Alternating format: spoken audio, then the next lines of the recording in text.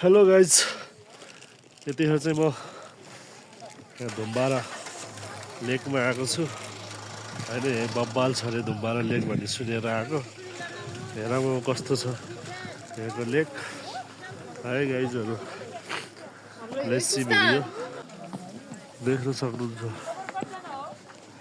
धुम्बारा जाने गेट, यहाँ टिकट काट्नु पर्ने रहेछ।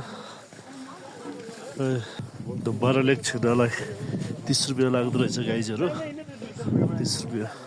यस्तो हेर्नु न, अब पाहाडै भएको ठाउँमा अब यत्तिको सानो ताल हुँदा त अब एकदम यहाँ त राम्रो भयो नि त। त्यही गाइजहरू देख्न सक्नुहुन्छ यो धुम्बा लेक, यो मुस्ताङको यस्तो छ धुम्बा लेक। वेलकम टु धुम्बा लेक, देख्न सक्नुहुन्छ। माछा पनि रहेछ त, माछा पनि रहेछ गाइजहरू। माछा हिँडिरहेको छ है, देख्न सक्नुहुन्छ माछा।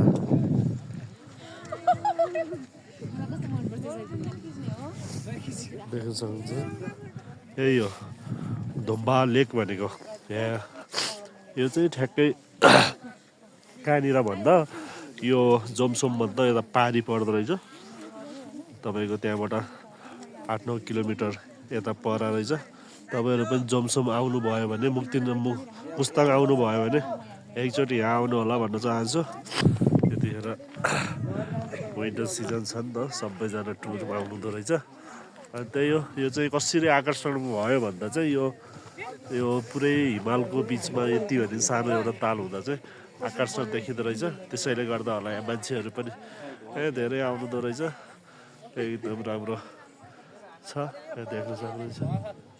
तालहरूमा माछाहरू पनि रहेछ।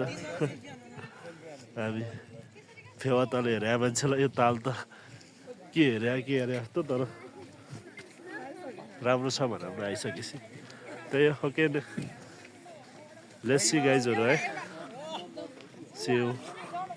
इधर मेरा दादा है, इंडिया से आया क्या ब्लॉगिंग है ना? क्या है नाम ब्लॉगिंग चैनल? SIGS।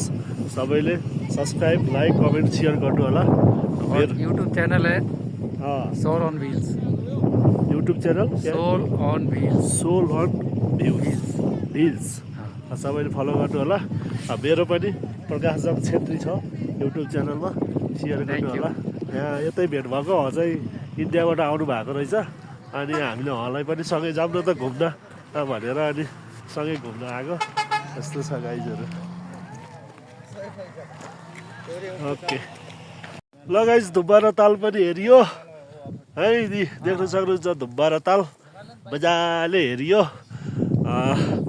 अब हामी यहाँबाट चल्यौँ ल। लेट्स गो गाइजहरू। अब सबजना